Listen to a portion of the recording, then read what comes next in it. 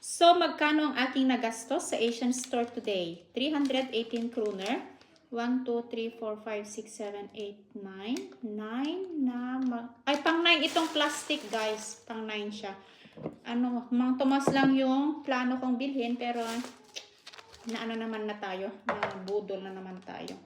318, mga nasa 1,600 pesos. Ang galing ko sa mga. Siyempre, kinompute ko na siya. Before ako mag-vlog. 1,600 pesos kung i-convert natin siya sa Philippine pesos. Pero yun nga, minsan huwag nating isipin. Kasi talagang hindi tayo makakakain kung iisipin natin. So yan, dalawang Nova. Nag-crave ako nitong Nova, parang sarap-sarap. At matagal na din akong hindi nakakakain ng Nova. Ang isang Nova ay 29.90 kroner. Tapos itong breadings, ito muna yung kinuha ko.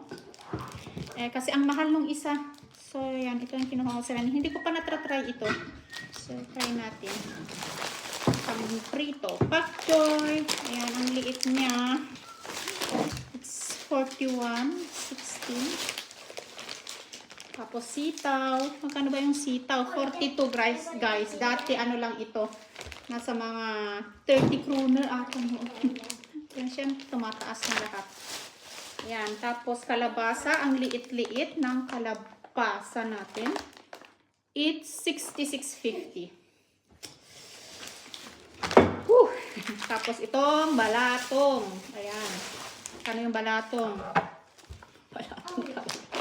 Romuarte kina Ilocano. 26 siya. 26 kroner. So, yun ang nabili ng ating 1,600 pesos. So, yun nga. Nag-aeroplano ang mga ito. Kaya mahal, guys. So, ayan. Ay, bumili din pala ako. Nakalimutan ko ito. Itong buko juice. Coconut juice in can.